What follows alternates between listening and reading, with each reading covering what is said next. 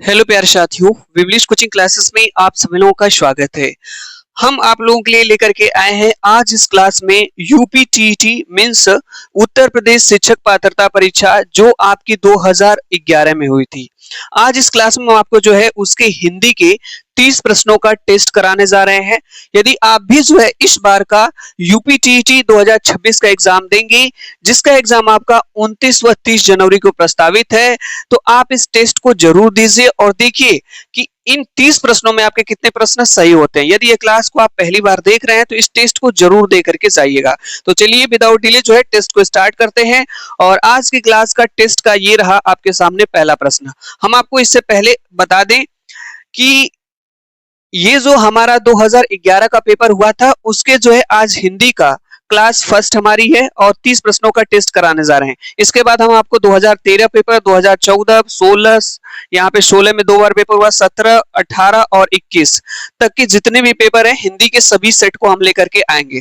तो चलिए without delay जो है टेस्ट को स्टार्ट करते हैं और ये रहा आपके सामने टेस्ट का पहला प्रश्न जो यूपी टीईटी 2011 में पूछा गया। पहला प्रश्न है, सबसे पहले यहाँ पे देखिए लिखा गया है कि प्रश्न संख्या 31 से लेकर के 33 तक नीचे कुछ शब्द दिए गए हैं, उनमें प्रयुक्त उपसर्ग चुन करके लिखिए। क्या बताना है? उपसर्ग बताना है। ठीक है, यहाँ पे 3 प्रश्न है, इस पे 31 नंबर, 32 और 33 नंबर का प्रश्न है जिसमें आपको उपसर्ग बताना है। ठीक है, पहला प्रश्न पूछा गया है कि अपमान, अपमान शब्द में उपसर्ग बताना है। पहला ऑप्शन है अ, उप, अति या अप होगा। आप लोग बताइएगा। देखिए टेस्ट का क्या तरीका है, हमसे पहले आपको आंसर सोच लेना है कि इसका आंसर क्या सही होगा। ठीक है, शायद आंसर आप थिंक कर लिए होंगे इसका आंसर क्या होगा। तो अपमान शब्द में आपका जो उपसर्ग हो जाएगा ये हो जाएगा अप हो जाएगा। आइए उपसर्ग के बारे में समझ लेते हैं, थोड़ा सा जान लेते हैं इसके बारे में। उपसर्ग का मतलब ये होता है, ये एक प्रकार के ऐसे शब्दांश होते हैं जो किसी शब्द के पहले लगते हैं। ठीक है, या ऐसे समझिए इसको जो है इंग्लिश में बोला जाता है प्रीफिक्स। क्या बोला जाता है? प्रीफिक्स। प्रीफिक्स क्या होता है या उपसर्ग क्या होता है? ऐसे शब्दांश होते हैं जो किसी शब्द के पहले लगते हैं। ठीक है, शब्द के पहले लग करके उसके अर्थ को क्या कर देते हैं, उसके अर्थ या भाव को बदल देते हैं। तो यहाँ पे देख रहे हैं जो अप शब्द है इसमें आपका उपसर्ग हो जाएगा। चलिए टेस्ट का ये रहा आपके सामने दूसरा प्रश्न, इसमें भी आपको उपसर्ग बताना है कि इसमें क्या उपसर्ग आपका होगा। दुर्वस्था, दुर्वस्था में उपसर्ग होगा दुष होगा, दुर होगा, अव होगा या दु होगा। आप लोग बताइएगा इसमें कौन सा उपसर्ग होगा दुर्वस्था में। तो सही आंसर इसका हो जाएगा दुर हो जाएगा। ठीक है, दुर्वस्था में दुर उपसर्ग आपका हो जाएगा, ये दुर उपसर्ग आपका इसमें हो जाएगा। चलिए नेक्स्ट ये रहा आपके सामने अगला प्रश्न, इसका आंसर आप लोगों को बताना है क्या होगा। प्रश्न हमारा है कि पराजय, पराजय शब्द में कौन सा उपसर्ग है? परी है, प्र है, परा है, आ है। आप लोग बताइए। अब तक 2 प्रश्न हमने करा दिए, तीसरा प्रश्न है, इसका सही आंसर आपका हो जाएगा परा हो जाएगा। बहुत ही आसान पेपर था मेरे भाई, इस तरह का पेपर अब तो इम्पॉसिबल है आना, क्योंकि 2011 में पहली बार टेट का एग्जाम हुआ था। उसमें हिंदी के प्रश्नों में 30 में 30 सही आपको आज इस क्लास में करके जाना है। 3 प्रश्न हमने करा दिए हैं जो उपसर्ग से रिलेट करके थे। ठीक है, पहला प्रश्न, यहाँ तीसरा प्रश्न आपका पराजय था। चलिए अगला यहाँ पे देखिए प्रश्न पूछा गया है समास से। ठीक है, प्रश्न को पढ़ते हैं, इसका आंसर आप बताने का प्रयास करिएगा। प्रश्न है कि द्विगु समास का उदाहरण है, मतलब किस शब्द में आपका द्विगु समास है आपको बताना है। माता पिता में, यथाशक्ति में, नवग्रह में, पीताम्बर में। जल्दी से आप लोग इसका आंसर बताइए क्या होगा। द्विगु समास का उदाहरण है। मेरे भाई क्लास छोड़ करके मत जाइएगा, 30 के 30 प्रश्नों का टेस्ट जरूर दीजिए और देखते हैं कितनी अच्छी अब तक आप लोगों ने तैयारी किया है यूपी टेट एग्जाम के लिए। तो इसका सही आंसर आपका हो जाएगा नवग्रह। ठीक है, क्या हो जाएगा? नवग्रह। द्विगु समास क्या होता है इसके बारे में थोड़ा सा जान लेते हैं हम लोग। जो है द्विगु समास को जो है संख्यावाची समास कहा जाता है। संख्यावाची समास मतलब एक प्रकार का ऐसा समास जिसमें संख्या लगी हुई। जैसे यहाँ पे देखिए ग्रह से पहले क्या आपका 9 है, इसमें क्या लगा हुआ है? संख्या लगी हुई है, तो ये आपका संख्यावाची समास हो जाएगा। ठीक है, यानी द्विगु समास आपका हो जाएगा। टेस्ट का अगला प्रश्न आपके सामने ये रहा कि हिंदी किस लिपि में लिखी जाती है। पहला ऑप्शन है ब्राह्मी लिपि में, दूसरा ऑप्शन है देवनागरी में, तीसरा खरोष्टी में, चौथा गुरुमुखी में। आप लोग बताइएगा हिंदी जो है किस लिपि में लिखी जाती है, सही आंसर आपको बताना है। इसका राइट आंसर हो जाएगा देवनागरी लिपि में। लीजिए नेक्स्ट क्वेश्चन पे चलते हैं। अगला प्रश्न ये रहा आपके सामने। प्रश्न हमारा है कि सर्वनाम के कितने भेद होते हैं। आप लोग बताइएगा सर्वनाम के कितने भेद होते हैं, 6, 5, 7 या 4। जल्दी से इसका आंसर अगर आ रहा है तो आप लोग थिंक कर लीजिए, मन में सोच लीजिए क्या आंसर इसका सही हो जाएगा। तो सर्वनाम के आपके जो है 6 भेद होते हैं। कितने भेद होते हैं, 6 भेद होते हैं। टेस्ट का ये रहा आपके सामने अगला प्रश्न। विदाउट डिले जो है सभी प्रश्नों को देखते हैं और टेस्ट को मेरे भाई जरूर दे करके जाइएगा। प्रश्न हमारा है कि आकाश पाताल के बीच लगने वाला चिन्ह है, यानी कि ये जो आकाश पाताल शब्द है इसके बीच में ये चिन्ह लगा है, ये इस चिन्ह का नाम बताना है। क्या ये अल्प विराम चिन्ह है, आपका विस्मयादि बोधक चिन्ह है, योजक चिन्ह है, उद्धरण चिन्ह है? क्या आपको पता है कौन सा चिन्ह है ये? ठीक है, जैसे आकाश पाताल में ये जो चिन्ह लगा हुआ है ये कौन सा चिन्ह है? इसका सही आंसर आपका हो जाएगा योजक चिन्ह। कौन सा चिन्ह हो जाएगा? योजक चिन्ह हो जाएगा। चलिए टेस्ट का ये रहा आपके सामने अगला प्रश्न है। देखते हैं कितने प्रश्न सही करते हैं। अब तक हम लोग 7 प्रश्न कर चुके हैं। ठीक है, यूपीटीईटी 2011 हिंदी का ये पेपर चल रहा है मेरे भाई। चलिए, यह नई साड़ी है, वाक्य में नई शब्द है, यह पूछ रहा है यह नई साड़ी है, वाक्य में नई शब्द है। पहला ऑप्शन है सर्वनाम है, क्रिया है, क्रिया विशेषण है, विशेषण है। जल्दी से सोचिए क्या आंसर इसका होगा, बताइए आप लोग। इसमें क्या होगा? नई शब्द।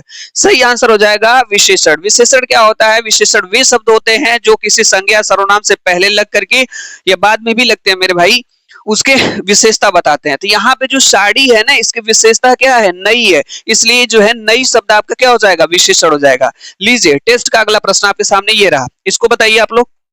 मैंने कहा ना मेरे भाई टेस्ट जरूर दे करके जाइए और देखिएगा कितने प्रश्न आपके सही होते हैं। चलिए प्रश्न हमारा है कि नीचे दिए गए विकल्पों में से तत्सम शब्द का चयन कीजिए। लीजिए तत्सम और तद्भव का भी प्रश्न आपके एग्जाम में आएगा।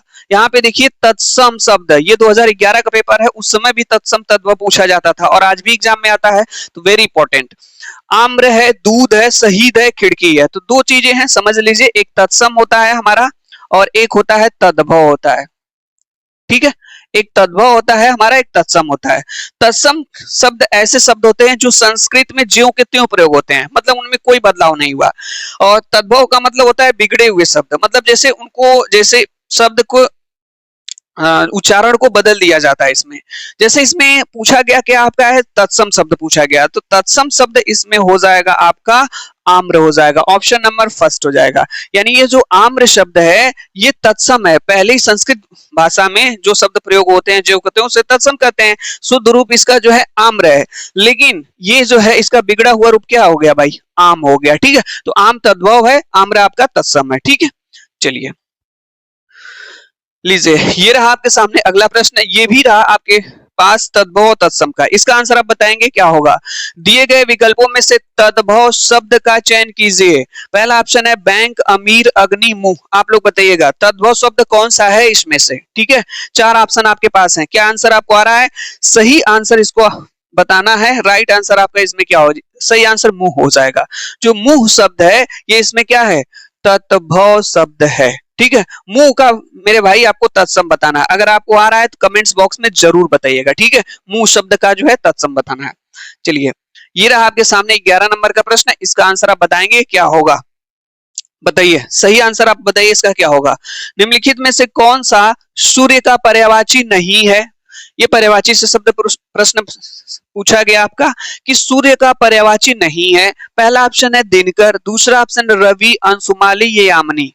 ठीक है, सही आंसर आपको सोचना है क्या राइट आंसर हो सकता है। सही आंसर इसका हो जाएगा आपका यामिनी। जो यामिनी है ये सूर्य का पर्यायवाची नहीं है। बाकी दिनकर, रवि, अंशुमाली ये तीनों जो है सूर्य के पर्यायवाची हैं।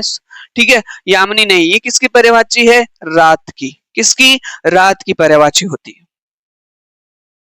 ये रहा आपके सामने अगला प्रश्न, बताइए आंसर क्या होगा। मनोरथ का संधि विच्छेद होगा। अभी आपने देखा तद्भव तत्सम से प्रश्न पूछा गया, पर्यायवाची से पूछा गया, अब यहाँ समाज से पूछा गया, अब यहाँ पे संधि विच्छेद पूछा गया है। तो मनोरथ का संधि विच्छेद बताना है। ठीक है, यह क्या होगा? मना प्लस रथ होगा, मना प्लस ओरथ होगा, मनो प्लस रथ होगा, मन प्लस रथ होगा। आप लोग बताइएगा इसका सही आंसर क्या होगा। राइट आंसर हो जाएगा आपका मनः प्लस रथ हो जाएगा, और इसमें आपकी हो जाएगी विसर्ग संधि। अब नहीं पता है मेरे भाई तो रूल मैं आपको बता दूं। जैसे यहाँ पे मनोरथ शब्द है, इस पे किस चीज की मात्रा है, तो आप कहेंगे सर ये इस पे जो है ये ओ की मात्रा है। इस ओ की मात्रा को जो है अब विसर्ग में बदल देते हैं जब इसका विच्छेद करते हैं। तो देखिए म और न हमने लिखा है यहाँ पे, और यहाँ पे जो ओ की मात्रा वहां पे विसर्ग लगा दिए, प्लस यहाँ पे क्या बचा, रथ बचा। ठीक है, तो मना प्लस क्या हो जाएगा, रथ, इसका संधि विच्छेद हो जाएगा। ऑप्शन नंबर ए करेक्ट हो जाएगा।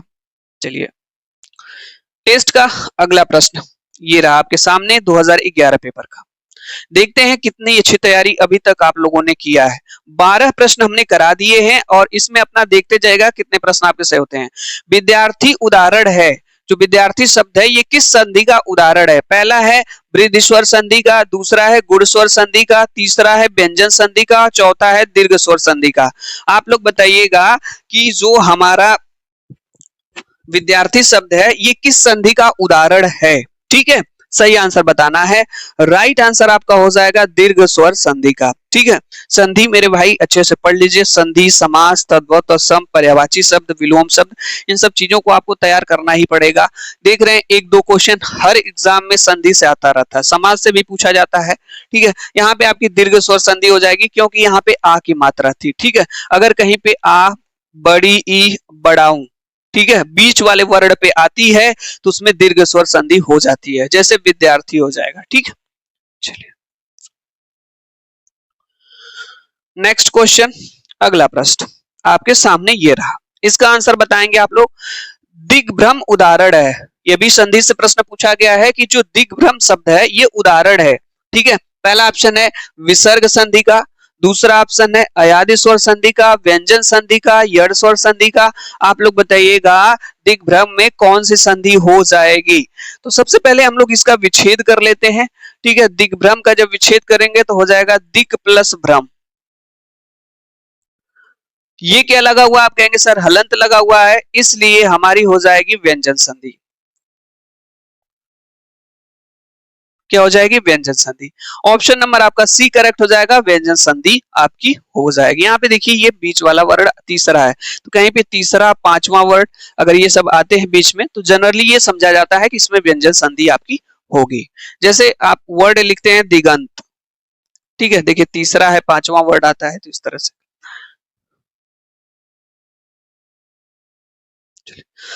ये रहा आपके सामने अगला प्रश्न, इसका आंसर आपको बताना है। प्रश्न है कि बिल्ली छत से कूद पड़ी वाक्य में कौन सा कारक है। कारक से प्रश्न पूछा गया, बिल्ली छत से कूदी। ठीक है, तो यहाँ पे कौन सा कारक है, अभिकरण कारक, कर्म कारक, संप्रदान कारक, अपादान कारक। हम आपसे पूछ रहे हैं, ठीक है, अगर इस क्लास को देख रहे हैं तो बताइए इसमें कौन सा कारक होगा। सही आंसर आपको बताना है, राइट आंसर। सही आंसर हो जाएगा आपका अपादान कारक। ठीक है, अपादान कारक क्या होता है, इसमें क्या आता है, से आता है, और ये जो से शब्द है ये अलगाव को दिखाता है। ठीक है, अलगाव के भाव को शो करता है। जैसे बिल्ली छत से कूदी तो मतलब छत से अलग हो गई है। ठीक है, छत से नीचे कूद गई, तो छत से नीचे कूद गई और इसमें से भी आ रहा है आपका, और अलगाव का भी भाव है, वहां पे अपादान कारक हो जाएगा। ठीक है, चलिए ये रहा टेस्ट का अगला प्रश्न, इसका आंसर आपको बताना है। ठीक है, सही आंसर आप बताएंगे मेरे भाई क्या होगा। नीचे लिखे गए वाक्य के लिए एक शब्द बताइए। अच्छा, यहाँ पे आपसे पूछा गया है नीचे जो वाक्य लिखा गया इसके लिए एक शब्द बताना है। जो युद्ध में स्थिर रहता है उसे क्या कहते हैं, यशस्वी, सत्याग्रही, युधिष्ठिर, अश्वारोह। आप लोग बताइए इसका सही आंसर क्या होगा। इसको जो है सही आंसर इसका हो जाएगा आपका युधिष्ठिर। ठीक है, जो युद्ध में स्थिर रहता है उसको युधिष्ठिर कहा जाता है। चलिए ये रहा आपके सामने बहुत ही शानदार प्रश्न है, इसका आंसर आप लोग बताएंगे क्या होगा। शैव कहते हैं, शैव किसको कहते हैं, जो शक्ति की उपासना करता है, जो शिव जी की उपासना करता है, जो विष्णु जी की उपासना करता है, जो किसी की उपासना नहीं करता है। बताइए शैव किसको कहते हैं। बहुत ही शानदार प्रश्न है, इसका आंसर आपको बताना है। सही आंसर आपको बताएंगे। ठीक है, आंसर आप लोग बताइए इसका क्या होगा। राइट आंसर इसका हो जाएगा जो शिव जी की उपासना करता है उसे शैव कहा जाता है। क्या कहा जाता है, शैव कहा जाता है। चलिए ये रहा टेस्ट का अगला प्रश्न, इसका आंसर आप लोगों को बताना है। वाचाल, वाचाल किसको कहते हैं बताइए। वाचाल कहते हैं जो जल्दी चलता है, जिसकी चाल ठीक ना हो, जो बहुत बोलता है, जो चुप रहता है। आप लोग बताइएगा वाचाल किसे कहते हैं। 2011 में प्रश्न पूछा गया। तो इसका सही आंसर हो जाएगा आपका, राइट आंसर हो जाएगा जो बहुत बोलता है। जो बहुत बोलता है उसको वाचाल कहते हैं। क्या कहते हैं? वाचाल कहते हैं। ये रहा आपके सामने अगला प्रश्न। इसका आंसर आप बताएंगे क्या होगा। राइट आंसर आपको बताना है। प्रश्न हमारा है कि श्याम धीरे धीरे चलता है, धीरे धीरे शब्द है।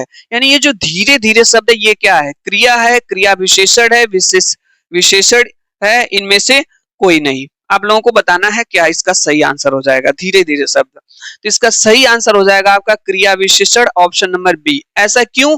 क्योंकि ये चलने की विशेषता बताता है। तो जो क्रिया की विशेषता बताता है उसे क्रिया विशेषण कहते हैं। चलने की विशेषता क्या है? चल कैसे रहा है? धीरे धीरे चल रहा है। तो ये क्रिया है और क्रिया किसने विशेषता बताई, इसलिए क्रिया विशेषण हो जाएगा। ठीक है, ऑप्शन नंबर आपका बी करेक्ट हो जाएगा। ये रहा टेस्ट का अगला प्रश्न आपके सामने, और यहाँ पे इसका आंसर आपको बताना है क्या होगा सही आंसर। पढ़ लेते हैं प्रश्न को। प्रश्न संख्या 20 से लेकर के 22 तक, मतलब 3 प्रश्न, 20, 21 और 22। ठीक है। निम्नलिखित शब्दों में वर्तनी के अनुसार शुद्ध शब्द का चयन कीजिए। शुद्ध शब्द आपको चयन करना है, मतलब इसमें से शुद्ध कौन लिखा गया है। सभी तो आनुषंगिक ही लिखे गए हैं, लेकिन इनमें से शुद्ध कौन सा है ये आपको बताना है। ठीक है, चलिए पहला ऑप्शन है आनुषंगिक, दूसरा भी देख लीजिए, तीसरा और चौथा सबको ध्यान से देख लीजिए और मन में सिलेक्ट कर लीजिए कौन सा ऑप्शन इसका सही हो जाएगा।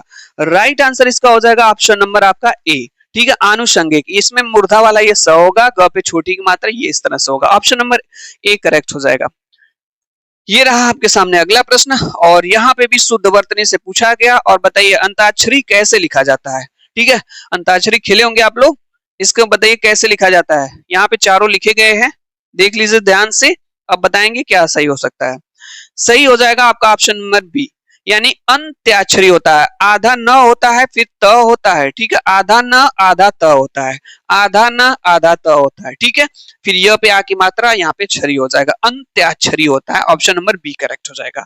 चलिए ये रहा आपके सामने अगला प्रश्न, इसका आंसर आप बताएंगे क्या होगा। सुषमा लिखा गया है, सुषमा कैसे लिखा जाएगा शुद्ध रूप से। यहाँ पे 4 ऑप्शन आपके पास हैं, सही बताइए इसका सही आंसर क्या हो जाएगा। तो राइट आंसर आपको पता चल गया होगा, आंसर में दिख रहा होगा कि कौन सा ऑप्शन सही है। सही answer option number A, Sushma ऐसे लिखा जाएगा। ठीक है, यहाँ पे मुर्दा वाला स हो जाएगा। चलिए ये 3 प्रश्न थे, आगे देखते हैं। यहाँ पे देखिए प्रश्न जो पूछा गया है, पढ़ लेते हैं हम लोग, देखते हैं प्रश्न क्या पूछा गया। 23 से लेकर के 25 तक, मतलब 3 प्रश्न इसमें है, 23, 24, 25। कह रहा है कि नीचे कुछ शब्द दिए गए हैं, प्रत्येक शब्द में प्रयुक्त प्रत्यय विकल्पों में चुनिए। क्या बताना है? प्रत्यय। उससे पहले हम लोगों ने क्या देखा था? उपसर्ग देखा था। अब हम लोगों को बताना है प्रत्यय। प्रत्यय क्या होता है? इसको इंग्लिश में सफिक्स कहा जाता है। क्या कहा जाता है? सफिक्स। सब प्लस फिक्स से बना है। सब मीन्स होता है बाद में, और फिक्स का मतलब होता है जुड़ना। ठीक है, यानी प्रत्यय ऐसे शब्दांश होते हैं जो किसी शब्द के या किसी वर्ड के अंत में जुड़ते हैं, अंत में लगते हैं। जैसे यहाँ पे घुमक्कड़ है, इसमें आपको प्रत्यय बताना है। ओड़ा है, अक्कड़ है, आंख है या ऊ है। आप लोग बताइएगा क्या होगा। तो देखिए इसमें अंत में जो प्रत्यय का होते हैं अंत में लगते हैं, तो इस शब्द को 1-2 बार मन में बोलिए तो खुद ही आपको इसमें प्रत्यय मिल जाएगा। जैसे घुमक्कड़, घुमक्कड़। तो बहुत आसान प्रश्न है, इसका सही आंसर ऑप्शन नंबर बी अक्कड़ हो जाएगा। क्या हो जाएगा? अक्कड़, घुमक्कड़। ठीक है, चलिए इसमें बताना है सही आंसर क्या होगा। डिबिया है यहाँ पे, डिबिया। डिबिया में जो है आपको प्रत्यय बताना है। तो इया, आ, आई, ई। ठीक है, डिबिया। तो यहाँ पे इया आ रहा है, डिबिया। ठीक है, तो यहाँ पे इया प्रत्यय हो जाएगा। ये रहा आपके सामने अगला प्रश्न है, भिक्षुक। भिक्षुक शब्द में आपको बताना है कि कौन सा प्रत्यय है। भिक्षुक में अ है, उक है, अ है या अक है। आप लोग बताइएगा भिक्षुक। अरे भाई 1-2 बार मन में बोलिए ना, 1-2 बार मन में बोलेंगे तो खुद आपको समझ में आ जाएगा इसमें कौन सा प्रत्यय। भिक्षुक। ठीक है, भिक्षुक। उक आ रहा है, इसका मतलब उक प्रत्यय हो जाएगा। ठीक है, अभी थोड़ी ना लेकर के इसको सोचना है कि सर कौन सा प्रत्यय। आप 1-2 बार 3 बार वर्ड को अच्छे से पढ़ेंगे, समझेंगे, खुद ही बोलेंगे, प्रोनाउंस करेंगे, तो उच्चारण करेंगे, आपको मिल जाएगा उपसर्ग प्रत्यय। चलिए आगे चलते हैं। ये रहा आपके सामने अगला प्रश्न, और ये पूछा गया पर्यायवाची से। प्रश्न क्या है भाई? प्रश्न यहाँ पे पूछ रहा है कि निम्नलिखित में से कौन सा शब्द बादल का पर्यायवाची है। बादल का पर्यायवाची पूछ रहा है। ठीक है, नीरद, नीरज, अंबुज, अंबु। ठीक है, बादल का पर्यायवाची सही आंसर आपको बताना है ऑप्शन नंबर 1 नीरद। क्या हो जाएगा? द। जितने भी बादल के पर्यायवाची उसमें द लगा रहता है, याद रखिएगा। ठीक है, द। ये रहा आपके सामने अगला प्रश्न, बहुत ही शानदार प्रश्न और पूछा गया प्रश्न यूपीटीटी 2011 का। इंद्रियों को जीतने वाले के लिए एक शब्द है, इंद्रियों को जीतने वाले के लिए एक शब्द है, दूरदर्शी, दत्तचित्र या कुशाग्र बुद्धि या जितेंद्रिय। बताइए, ऐसा व्यक्ति जो इंद्रियों पे विजय प्राप्त कर लेता है, जीत प्राप्त कर लेता है, उसे क्या कहते हैं? सही आंसर इसका हो जाएगा जितेंद्रिय। जितेंद्रिय, इंद्रियों को जीतने वाले के लिए एक शब्द है जितेंद्रिय। चलिए, ये रहा आपके सामने 28 नंबर का प्रश्न। 2 प्रश्न इसके बाद और बचे हुए हैं। ठीक है, चलिए। आहा, आप आ गए वाक्य में आहा शब्द है, संज्ञा है, अव्यय है, सर्वनाम है, विशेषण है। आप लोग बताइएगा क्या सही आंसर इसका होगा? आहा, आप आ गए वाक्य में आहा शब्द है, इसका सही आंसर हो जाएगा आपका ये जो आहा शब्द है, इसमें ये अव्यय है। क्या है? अव्यय है। चलिए, ये सेकेंड लास्ट क्वेश्चन आज के टेस्ट का 2011 यूपी टेट हिंदी के पेपर का प्रश्न हमारा है कि निम्नलिखित में से पुल्लिंग कौन सा है? ठीक है, नदी, पानी, इलायची, व्यास, प्यास है। ठीक है, आप लोगों को बताना है इसमें से कौन सा पुल्लिंग है। ठीक है, तो सही आंसर हो जाएगा आपका पानी। पानी शब्द आपका पुल्लिंग है। आपको लग रहा है कि सर पुल्लिंग स्त्रीलिंग की पहचान कैसे करेंगे? तो वाक्य प्रयोग से। ठीक है, उस शब्द को लीजिए और उसका वाक्य प्रयोग करना सीखिए आप आसानी से। जैसे आप ये नहीं बोलेंगे पानी बहती है, आप बोलते हैं पानी बहता है। ठीक है, तो ये जो पानी शब्द हो जाएगा पुल्लिंग हो जाएगा। चलिए, नेक्स्ट क्वेश्चन और ये क्लास का अंतिम क्वेश्चन टेस्ट का 2011 यूपीटीटी पेपर का प्रश्न हमारा है कि पवन का संधि विच्छेद है। ठीक है, प प्लस अवन, प प्लस वन, पो प्लस अन, पो पो प्लस अन हो जाएगा। सही आंसर हो जाएगा पो प्लस क्या हो जाएगा? अन हो जाएगा। ठीक है, और इसमें आपकी हो जाएगी अयादि स्वर संधि। अब आप कहेंगे सर कैसे पता? तो जो अयादि स्वर संधि होती है उसमें अय, आय, अव और आव का जो है भाव आता है, और प्लस जो 3 अक्षर वाले समानांतर जो शब्द होते हैं वो आपके अयादि स्वर संधि में होते हैं। ये 2011 जो है यूपीटीईटी का हिंदी के 30 प्रश्नों का हम आपको टेस्ट कराए। कितने प्रश्न आपके सही हुए आप कमेंट्स बॉक्स के माध्यम से जरूर बताइएगा। ठीक है, और इसके बाद हम आपको जो है यूपीटीईटी जो पेपर आपका 2013 में जो पेपर आपका जो है 2013 में हुआ था, उसके जो है हिंदी के 30 प्रश्नों का नेक्स्ट क्लास में लेकर के हम आएंगे टेस्ट के तौर पे। उस भी टेस्ट को जरूर दीजिएगा और देखिएगा कितने प्रश्न आपके सही होते हैं। इसके बाद सीक्वेंस वाइज सभी हम आपको करा देंगे। इससे पहले हम आपको ईवीएस के 2011, 2013, 2014 के पेपर करा चुके हैं। ठीक है, अगली क्लास में हो सकता है मे बी पॉसिबल 2016 का जो सेट होगा उसको हम लेकर के आएंगे, पीवाईक्यू कराएंगे। यदि हमारे इस चैनल से मेरे भाई नहीं जुड़े हैं तो विमलेश कोचिंग क्लासेस चैनल को सब्सक्राइब करके हमारे इस चैनल से जुड़ जाइए। यदि यह क्लास आपको थोड़ी सी भी अच्छी लगी हो तो क्लास देखने के लिए आप लोगों का बहुत बहुत धन्यवाद।